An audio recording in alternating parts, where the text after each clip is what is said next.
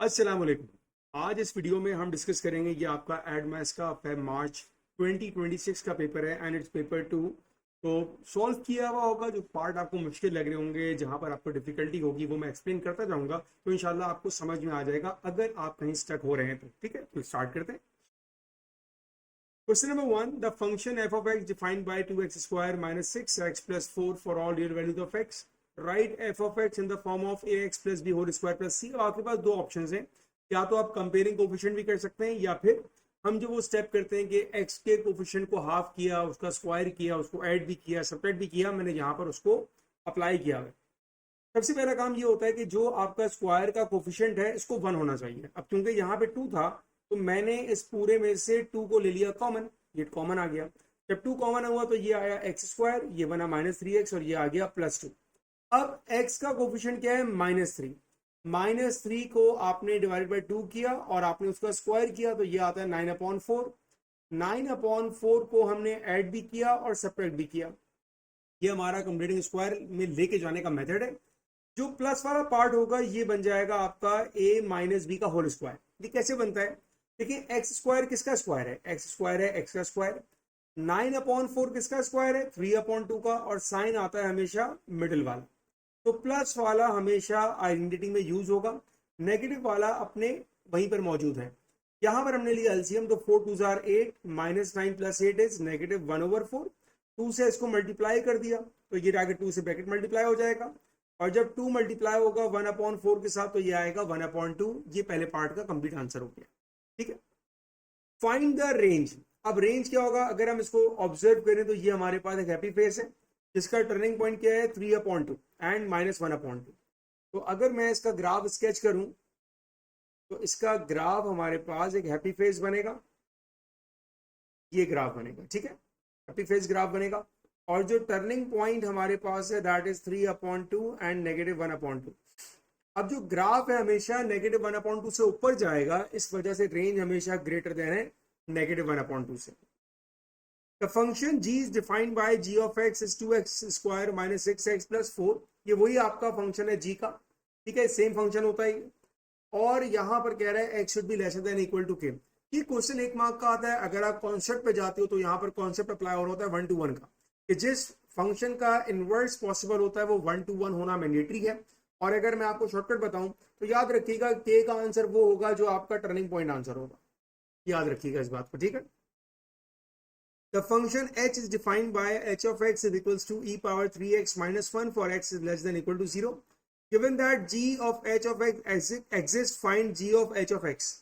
अब g के function में x की जगह हमें h को इंसर्ट करना है। ये g का फंक्शन है मेरे पास, जहां पर x है वहां पर मैंने h के फंक्शन को इंसर्ट किया, और जहां पर फंक्शन वाला पार्ट इंसर्ट हो रहा है उसको मैंने डिफरेंट कलर से यहाँ पे डिफाइन किया ताकि आपको अंडरस्टैंड करने में आसानी हो। तो ये मेरे पास एच एक्स का फंक्शन आया, -1 और -3/2, इसका एलसीएम ले लिया तो 2 1 2, -2 -3 -5/2 हो गया। यहां पर मैंने आइडेंटिटी अप्लाई कर दी a माइनस बी का whole square, that is a square -2ab plus b square, और -1/2 अपनी जगह रहा। इसको मैंने 2 से मल्टीप्लाई कर दिया पूरे ब्रैकेट को। सही है, 2 से मल्टीप्लाई कर दिया, -1/2 अपनी जगह ला और इसको सॉल्व कर दिया। अब इन दोनों का डिनोमिनेटर 2 मेरे पास सेम है। ठीक है, तो 25 - 1 that will be 24 and 24/2 that will be 12। ये आया आपका आंसर। तो आई होप कि आपको समझ आ गया होगा। नेक्स्ट पार्ट देखते हैं। क्वेश्चन नंबर 2 आ गया। Point A and B have coordinates given. The point P with coordinates 2, lies on the perpendicular bisector of A B and you need to find the value of A. बहुत ही आसान सवाल है, यकीन माने कोई एड मैथ का concept नहीं है, math O level coordinate geometry का कॉन्सेप्ट है कि आपको यहाँ पर परपेंडिकुलर बाइसेक्टर की इक्वेशन निकालनी है। हमारे पास 4 स्टेप होते हैं।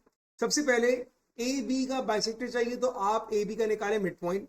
मैंने पहले में निकाला, ए बी का मिड पॉइंट आ गया x1 + x2/2 y1 + y2/2। दूसरे स्टेप में आपको ग्रेडियंट निकालना होता है, y2 - y1 1 - 3 -2 x2 - x1 -7 -1 is -8। Gradient आ गया -1/4। परपेंडिकुलर की वजह से वो ग्रेडियंट आपको नेगेटिव रेसिप्रोकल करना पड़ता है, तो 1/4 का नेगेटिव रेसिप्रोकल बना -4। अब ये आपका ग्रेडियंट आया, ये आपका मिड पॉइंट आया, इन दोनों को आपने लाइन की इक्वेशन में अप्लाई करना है। अगर आप ये वाली इक्वेशन अप्लाई नहीं करते और y equal to m x plus c apply करते हो, उससे भी आंसर आपका ठीक आएगा, कोई फर्क नहीं पड़ता। x1 y1 की जगह याद रखिएगा सिर्फ और सिर्फ मिड पॉइंट आएगा, आप a और b यूज नहीं कर सकते, सिर्फ मिड पॉइंट यूज करना है। तो ये मेरे पास आ गई इक्वेशन ऑफ परपेंडिकुलर बाइसेक्टर। क्योंकि उसने कहा कि P का कोऑर्डिनेट लाई कर रहा है, तो P का कोऑर्डिनेट 2, a था, जहां पर x है वहां 2 पुट किया, जहां पर y वहां पर a पुट किया और a का आंसर आ गया, दैट इज -18। ये आपके पास 4 मार्क का बहुत ही स्कोरिंग सवाल है, बड़ा आसान सवाल है। Next part, point Q is a reflection of P in the line AB। अब ये एक हाइपोथेटिकल सिनेरियो है, कोई एग्जैक्ट मैंने डायग्राम नहीं बनाई है, एक रफली स्केच किया है मैंने इसको, कि भाई मैंने ये पोर्ट्रे किया कि मेरे पास एक पॉइंट A और B था, ये आ गया AB का परपेंडिकुलर बाइसेक्टर, सही है। और उसने कहा कि जो P का इमेज है वो आ रहा है पॉइंट Q पर। तो यहाँ पर रिफ्लेक्शन के लिए हम मिड पॉइंट का कॉन्सेप्ट यूज करेंगे कि जो पॉइंट आपका A और B का मिड पॉइंट है वही आपका P और Q का भी मिड पॉइंट होगा। तो ये आपका मिड पॉइंट आ गया -3 और 2, क्योंकि कोऑर्डिनेट x, y मुझे नहीं पता, तो मैंने सिंपल मिड पॉइंट का फॉर्मूला अप्लाई किया और मिड पॉइंट की जगह मैंने -3, 2 को यूज किया। उसके बाद वैल्यू प्लेस करी, 2 + x/2 -18 + y/2, इक्वेट किया x को x के साथ और y को y के साथ, ये आपको नजर आएगा। क्रॉस मल्टीप्लाई किया, q का कोऑर्डिनेट आ गया। ऑलराइट, क्वेश्चन नंबर 3 ग्राफ का क्वेश्चन है। ग्राफ बना हुआ है हमारे पास, graph of y equals to x plus 2 x minus 1 and x minus 3 by drawing a suitable line on the diagram solve the inequality this। यहाँ पर जो आपका पहला कॉन्सेप्ट आता है वो आता है O level math graph of functions का, ठीक है। कि सबसे पहले आपने देखना है भाई कि ये आपकी इक्वेशन जो आपके पास गिवन है और जो आपको दी है फाइंड करने के लिए, क्या वो सेम है कि डिफरेंट है। अभी हमारे पास सेम है, अगर डिफरेंट होती तो हमें उसको सेम करना पड़ता, ठीक है। तो मैंने कहा ये पूरा तो मेरे पास y है, तो ये आ गया y > 7। अब सबसे पहला काम, आप y is 7 की लाइन को देखो, तो y is 7 की लाइन ये होगी मेरे पास, क्योंकि आपको कहा ग्रेटर देन, तो बेसिकली जो काम का रीजन है मेरे पास उसको मैंने हाईलाइट कर दिया कि भाई ये रीजन है, इसकी बात कर रहा है। तो अगर यहाँ पर हम x की वैल्यू देखें, मैंने मार्क की है -1.25 -0.2 एंड 3.5। सबसे पहले इसको देखें, समझना आसान है। अगर ग्रेटर देन 7 है y, अगर ग्रेटर देन 7 है तो आपको इस लाइन से ऊपर जाना पड़ेगा, ठीक है। लाइन से ऊपर जाने के लिए x की वैल्यू को 3.5 से ज्यादा होना चाहिए, क्योंकि वैल्यू ज्यादा होती रहेगी मेरे पास लाइन ऊपर जाती रहेगी। तो पहली इनइक्वालिटी हमारे पास आएगी x इज ग्रेटर देन 3.5, ये पहली इनइक्वालिटी है। बाकी दो के देखें, अब आपको ये रीजन चाहिए। अगर यहाँ पर आप x की मूवमेंट देखो तो -1.25 से ज्यादा और -0.2 से कम, बस यही काम करना है हमने। -1.25 से ज्यादा हो और -0.2 से कम हो। ऐसा क्यों हो? क्योंकि हमें ये रीजन चाहिए, ये वाला रीजन हमारे काम का है। ये रीजन इससे ज्यादा है और इससे कम है, तो हमें इसीलिए इससे कम आ रहे वैल्यूज पर और इससे आगे जा रहे हैं, ठीक है। तो ये हमारा आंसर होगा, ये हमारा आंसर होगा। A 6-digit number is to be formed from the digits 1 to 9. No digit may be used more than once in any 6-digit number. Find how many 6-digit numbers can be formed in the following cases. तो पहला तो बहुत ही simple है, आपके पास 9 number हैं और आपने 6 उसमें से सिलेक्ट करके नंबर बनाने। तो पहले का आंसर आ गया 96 60480, पहले का आंसर हो गया। The 6-digit number includes the digit 4। अब ये कह रहे हैं भाई डिजिट 4 उसमें होना चाहिए। मेरे पास यहाँ पर 6 ऑप्शन है, एक उसमें से कवर अप हो गया, वो है मेरे पास 4। अब 4 दोबारा नहीं आएगा, तो मेरे पास आएंगे अब 8 और 8 में से मैंने लिया 5। अब ये 6 क्यों आ रहा है? देखिए वो जो 4 है वो 4 कहाँ आ रहा है, क्या पता वो 4 यहाँ आ रहा हो, क्या पता 4 यहाँ आ रहा हो, क्या पता 4 यहाँ आ रहा हो। तो उस 4 के आने के हमारे पास 6 स्पेसेस हैं, इसीलिए हमने 6 से मल्टीप्लाई किया 85 को। और 85 क्यों आ रहा है? 9 नंबर टोटल थे, एक आपने पिक कर लिया, 8 आ गए। अगर यहां पर 4 आया तो बचे कितने? 1 2 3 4 5, और 8 में से कोई 5 आपने ले लिया। A class contains 10 girls and 12 boys. A group of 6 students is to be selected from the class. There must be at least 2 girls and at least 2 boys. तो मैं इसको केस बना के करता हूँ, मुझे लगता है ये आसान भी है, इसमें गलती का चांस बहुत कम है। मैं आपको भी रिकमेंड करूंगा आप इसको ऐसे किया करें। मैं कैसे करता हूँ देखें। पहले मैंने लिखा गर्ल और बॉय और टोटल गर्ल्स और टोटल बॉय लिख दिए। अब कंडीशन क्या है? 2 गर्ल्स और 2 बॉय कम से कम होने चाहिए। 2 गर्ल्स हो 4 बॉयज। 4 क्यों? क्योंकि हमें 6 की टीम सेलेक्ट करनी है।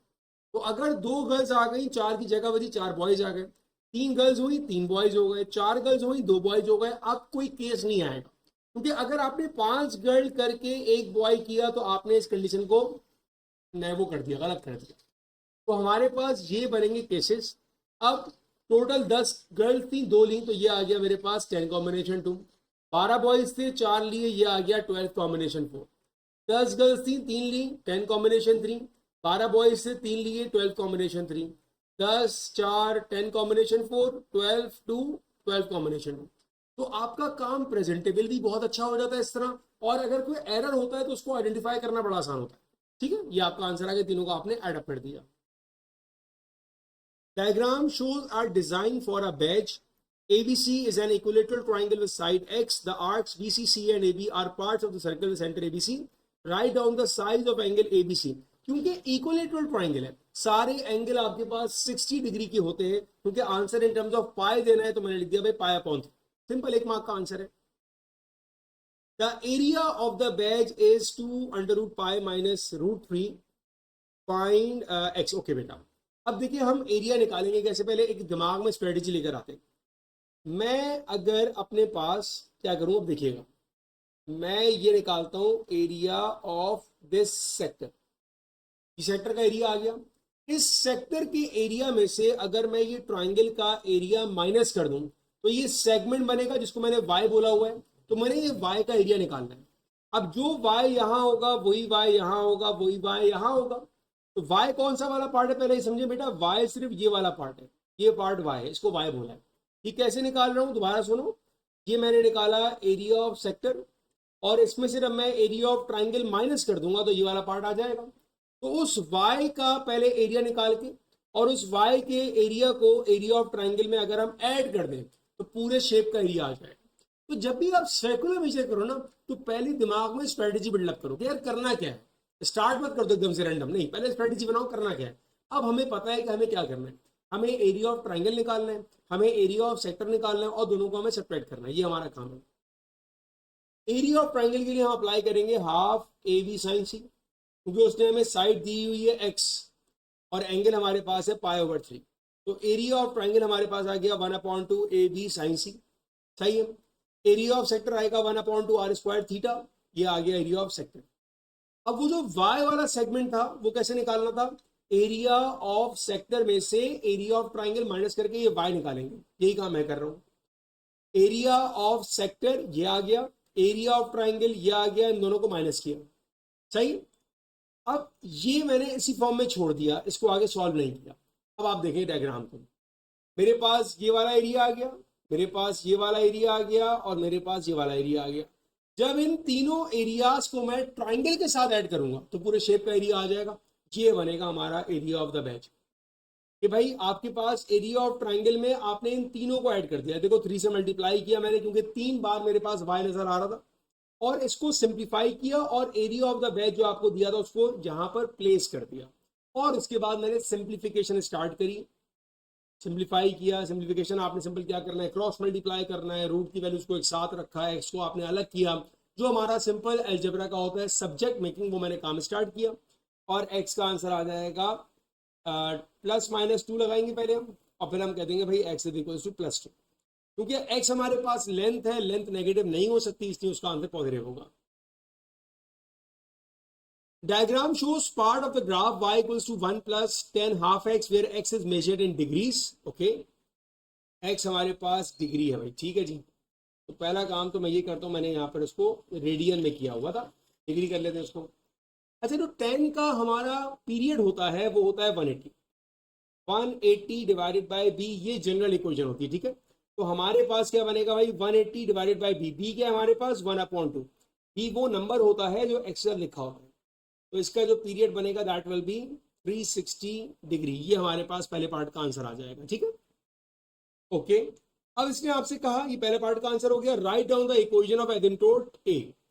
अब मुझे इस एसिम्प्टोट की इक्वेशन देनी है। अब देखिए होगा क्या, अगर हम नॉर्मल 10 का ग्राफ बनाते हैं ना, अभी तो यहाँ पर नॉर्मल क्यों नहीं है क्योंकि यहाँ पर इसे पीरियड चेंज कर दिया, तो हमारे पास क्या होता है, हमारे पास होता है 45, 90, 135, 180, 215, इस तरह चलता रहेगा। क्योंकि ये हाफ है, हाफ का मतलब आपके एक्स वैल्यू डबल हो जाएगी। अब यहाँ पर 90 नहीं होगा, अब यहाँ 180 हो चुका होगा, तो यहाँ पर 270 होना चाहिए था, बट ये भी डबल हो जाएगा, तो ये बनेगा आपका 540। 540, तो आपने चूंकि उसकी इक्वेशन लिखनी है, मैंने यार वीडियो में लिख दिया था, तो मेरे पास क्या बनेगा, ये आएगा y equals to 540, that is the equation of the asymptote.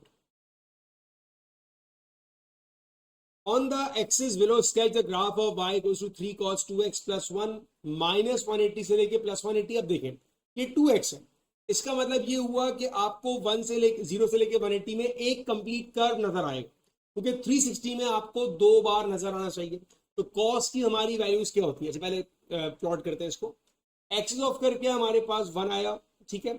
3 इसका एम्पलीट्यूड है, इसका मतलब 1 से 3 कदम ऊपर और 3 कदम नीचे, तो 1 से 3 कदम ऊपर 4 और 1 से 3 कदम नीचे -2, ये है इसका amplitude, the highest and the lowest value from the axis of the curve, that is your amplitude.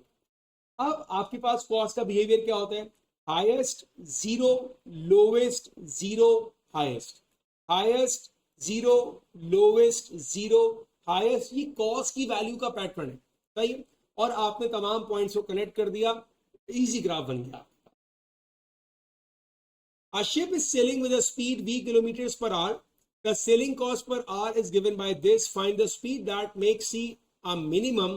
Justify this value of c is a minimum. दो काम कर रहे हैं, पहले तो आपको मिनिमम वैल्यू निकालनी है, फिर ये बताना है कि भाई ये मिनिमम है, जस्टिफाई भी करना है। ओके, मिनिमम का मतलब हुआ डेरिवेट करके इसको 0 से इक्वेट करना है। डेरिवेट करने के लिए पहला काम, मैं v को ऊपर ले गया तो मैंने v की पावर कर दिया -1। अब डेरिवेट करना स्टार्ट किया, v स्क्वायर क्या हो जाएगा 2v, 3000 v पावर -1 क्या हो जाएगा -3000। अच्छा, ये बनेगा v पावर -2 जो नीचे आके हो जाएगा v स्क्वायर, तो मैंने उसको डायरेक्ट नीचे ले गया, ठीक है। 100 हमारे पास 0 हो जाएगा, वो कांस्टेंट है। dc अपॉन dv को हमने 0 किया, क्योंकि ये स्टेशनरी पॉइंट हम फाइंड कर रहे हैं।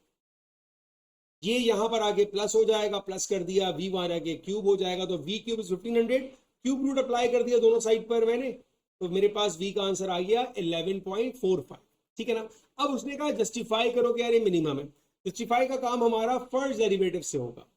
मैं पहले तो उसको ऊपर लेके गया, तो ये आ गया v पावर -2, और अब मैंने इसको दोबारा डेरिवेट किया, 2v का डेरिवेटिव हो जाएगा 2, इसका डेरिवेटिव हो जाएगा 6000। अगेन जब ये v पावर नेगेटिव होगी तो बनेगा v की पावर -3, जो नीचे आगे हो जाएगा v power 3।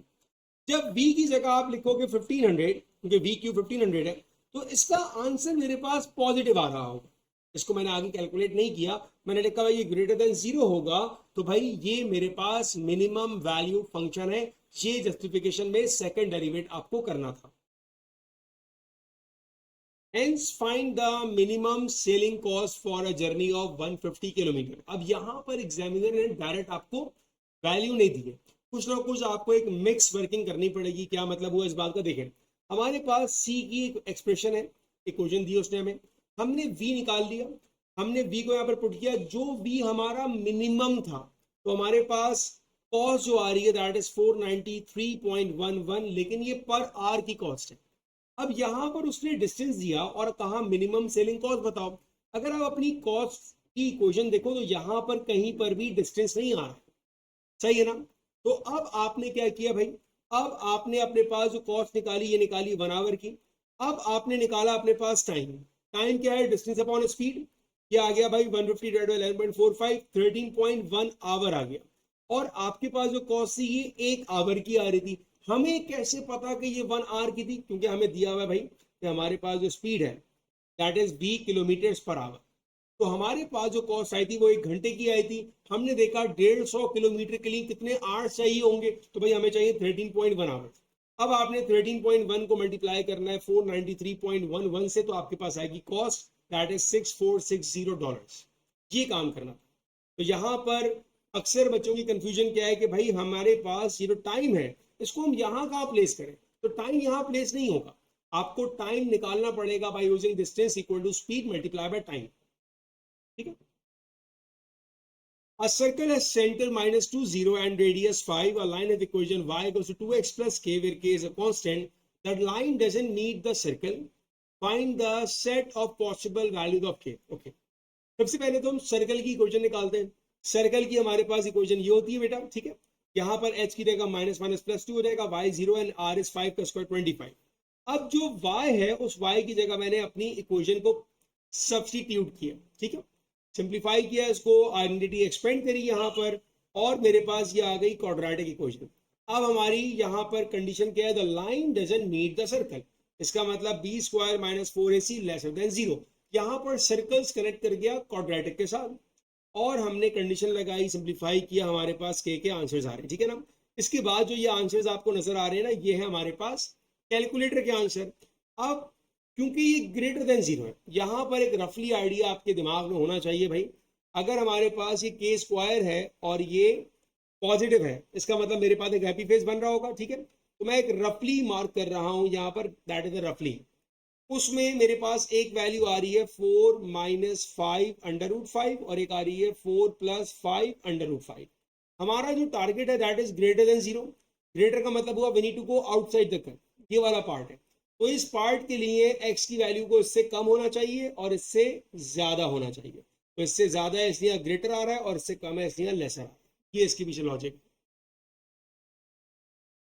Show that tan theta plus cot theta plus 2 sec theta can be written in the form। तो tan क्या होता है भाई, sin अपॉन cos, cot क्या होता है, cos अपॉन sin, sec क्या होता है, 1 अपॉन cos। ठीक है बेटा, ये मैंने कर दिया।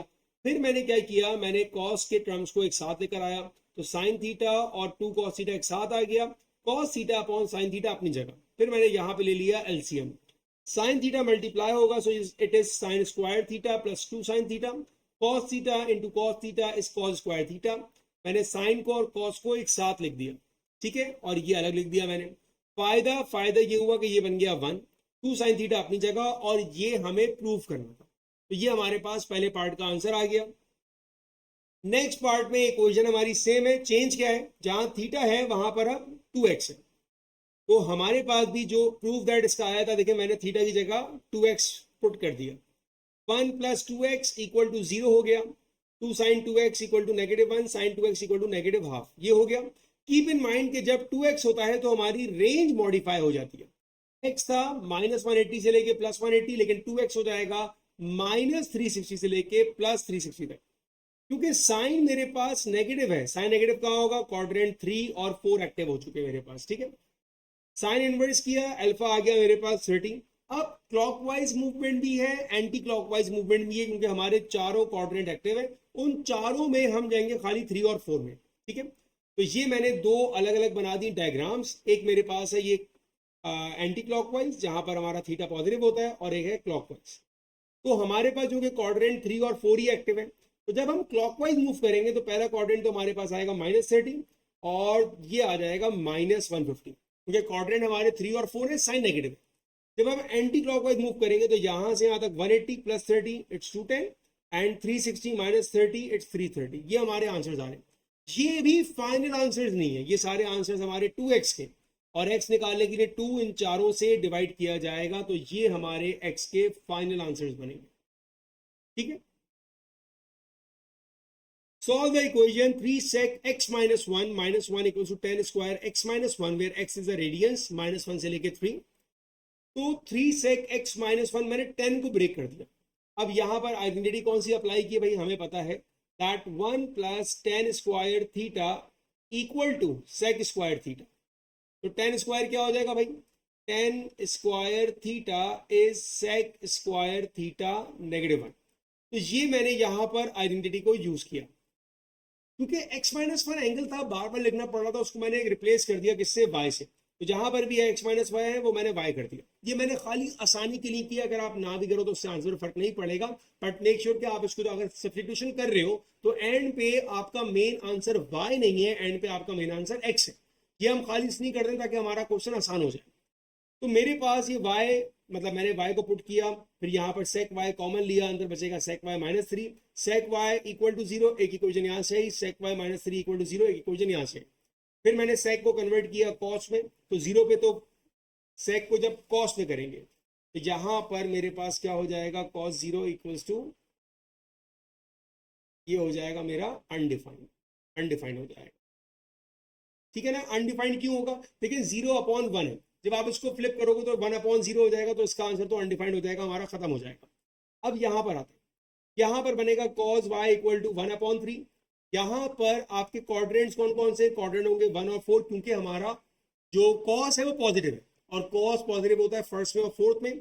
सेकेंडली हमारा यहाँ पर जो रेंज है वो भी मॉडिफाई हो रही, कीप इन माइंड, क्योंकि हमें दिया हुआ है x, बट हमारे क्वेश्चन में आ रहा है x-1, तो यहाँ पर मैंने मॉडिफाइड रेंज अपने पास निकाल ली।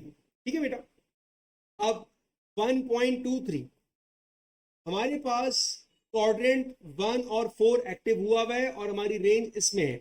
अब जब मेरे पास -1 की रेंज आ रही है, जिसको मॉडिफाइड होके कितनी हो गई -2, इसका मतलब है क्लॉकवाइज मूवमेंट भी एक्टिव हो चुकी है और एंटी क्लॉकवाइज भी एक्टिव हो चुकी है। ठीक है, मैं अगर इसको ड्रॉ करूं यहाँ पर, जब भी आपके पास क्लॉकवाइज एंटी क्लॉकवाइज हुआ करे ना, आई रिकमेंड कि आप हमेशा उसको अलग अलग बनाया करें।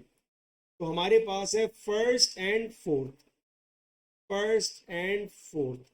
अगर हम क्लॉकवाइज जाएंगे तो ये होगा मेरा माइनस में -1.23, और अगर एंटी क्लॉकवाइज जाएंगे तो ये होगा 1.23। ये हमारे दो आंसर्स आ रहे हैं, -1.23 एंड 1.23। क्योंकि ये x-1 के आंसर है, -1 वहां जाके प्लस हो जाएगा, तो जब -1 आगे प्लस होगा, the first answer is -0.23 and 2.23। ये आपके फाइनल आंसर्स है। In this question, time t is in second and displacement is in meters. For t is greater than 0, a particle moves on the positive x-axis. At time t, the acceleration of the particle is 2t minus 9. At time t7, the velocity of the particle is 4. Find the times when the velocity of the particle is 0. अगर acceleration से velocity पे जाना है तो आपको integrate करना पड़ेगा। मैंने पहला काम इसको इंटीग्रेट किया, t² - 90 + c। c निकालने के लिए ये आपका डेटा था कि जब टाइम 7 है उस वक्त वेलोसिटी आपके पास 4 है। तो जब मैंने टाइम को 7 पुट किया, v की जगह 4 पुट किया और c का आंसर आ गया 18। जैसे ही c का आंसर आएगा उसको आपने फौरन v की इक्वेशन में पुट करना है, तो ये मेरे पास आ गया वेलोसिटी। उसने आपसे कहा वो टाइम बताओ जहां पे वेलोसिटी 0 है, तो आपने v की जगह 0 पुट किया, सॉल्व किया क्वाड्रेटिक इक्वेशन को, you got 2 values of time, that is 3 and 6। ये पहले पार्ट का answer. At time t12, the displacement of the particle from the origin is 150. Find an expression for the displacement of the particle at time t. अब अगर आपको चाहिए displacement तो आप velocity को इंटीग्रेट करोगे। अब ये मेरी वेलोसिटी का एक्सप्रेशन आ गया था, इसको इंटीग्रेट किया, डिस्प्लेसमेंट आना शुरू हो गया मेरे पास, और यहाँ पर कांस्टेंट c नहीं आएगा, d आएगा, क्योंकि c आप ऑलरेडी यूज कर चुके हो। t निकालने में उसने कहा हुआ है आपको कि जब t12 था उस वक्त s की वैल्यू आपके पास 150 थी, तो जब t12 है इसकी जगह 150 पुट किया, सॉल्व किया और d का आंसर आ गया मेरे पास 6। जैसे ही d का आंसर आ जाए उसको आपने लाजमी यहाँ पर सब्स्टिट्यूट करना है, तो ये आ गया मेरे पास डिस्प्लेसमेंट का आंसर। ठीक है, find the distance travelled by the particle in the first 6 second. अब यहाँ पर आप याद रखिएगा, हमेशा एग्जामिनर जो निकलवाता है ना जहां वेलोसिटी 0 होती है, ये बड़े काम का पॉइंट होता है, क्योंकि ये आपका टर्निंग पॉइंट हो रहा होता है, वहां से पार्टिकल दोबारा घूम के जा रहा होता है, वेलोसिटी 0 होने की वजह से ये बात पता लगती है हमें। तो आपने क्या करना है, ये 2 बार आपका पार्टिकल 0 हो रहा है, मतलब 2 बार डायरेक्शन चेंज कर रहा है, तो हम क्या करेंगे, हम इसको स्प्लिट करेंगे। पहले हमने इंटीग्रेट किया फ्रॉम 0 to 3, अपर लिमिट 3 रखी, लोअर लिमिट 0 रखी, और हमारे पास एक डिस्टेंस आ गया 22.5। फिर हमने किया फ्रॉम 3 to 6, ये हमारे पास आंसर आ गया -4.5, क्योंकि डिस्टेंस है, पॉजिटिव क्वांटिटी होगी तो हम इसको मॉडुलस में यूज कर रहे हैं, तो ये आ गया 4.5। और फिर हम इन दोनों को ऐड अप कर लेंगे to find the total distance covered from in the first 6 seconds. ये आपका टोटल डिस्टेंस कवर्ड होगा। ठीक है, find in descending power of x the first 3 terms in the expansion. पहला पार्ट बहुत सिंपल है, सिंपल आपने फॉर्मूला अप्लाई करना है बाइनोमियल का and you will get the answer. ये पहले पार्ट का आंसर आ गया। The expansion of x² + 1/2x power n, where n is a positive integer, has a term that is independent of x. अब independent की हमारी working होती है, वो हम अप्लाई करेंगे यहाँ पर। Show that n is divisible by 3। हमने फॉर्मूला अप्लाई किया, अब हमें यहाँ पर अभी n नहीं पता, ठीक है ना, हमें तो शो करना है n के बारे में। तो हम जब इंडिपेंडेंट पे काम कर रहे होते हैं तो उसको हम कैसे केटर करते हैं, हम x की जो सारी टर्म्स होती हैं हमारे पास यहाँ पर, उसको हम गैदर कर लेंगे, x की टर्म। तो यहाँ पर x की पावर क्या हो जाएगी, 2n - 2r, ये आ गया। ये x की पावर क्या है, r, ये आ गया x पावर r। सारी x की टर्म्स को हमने एक तरफ गैदर किया और इसको इक्वेट करेंगे x पावर 0। x पावर 0 क्यों? क्योंकि ये कह रहा है इंडिपेंडेंट। इंडिपेंडेंट मतलब जहां पर x ना हो, इसलिए हम x पावर 0 से इक्वेट कर रहे हैं। 2n माइनस 2r, ये r ऊपर जाके हो जाएगा माइनस r, तो 2r minus r it will be minus 3r। हमने पावर्स को इक्वेट किया 2n minus 3r equal to 0, n equals to 3r upon 2। अब देखिए जब आपके पास ये 3 का मल्टीपल होगा तो ये जो कह रहा है show that n is divisible by 3, तो ये तो ऑब्वियसली प्रूव हो गया हमारे पास, तो ये इसका आंसर होगा n equals to 3r upon 2। ये पेपर हमारा हुआ खत्म। अब यहाँ पर पहले मैं करता क्या था कि मैं खुद सॉल्व कर रहा होता था, यहाँ पर मैंने पहले सॉल्व किया ताकि इसमें जो हमारा कैलकुलेशन का टाइम है, वर्किंग का टाइम है, वो सब सेव हो गया और आपको क्वेश्चन समझ में आ गया, उसकी लॉजिक समझ आ गई। अब अगर आपको ये वाला मेथड समझ आया जिसमें हमने पेपर मैंने सॉल्व किया था, वो आके आपको एक्सप्लेन किया, या फिर मैं क्वेश्चन बाय क्वेश्चन सॉल्व करूं और वो आपको ज्यादा इफेक्टिव लगता है, जो मेथड आपको ज्यादा इफेक्टिव लगता है मुझे जरूर बताइएगा, ताकि अपकमिंग पास पेपर्स में उसी ट्रेंड को फॉलो करूंगा। Thank you.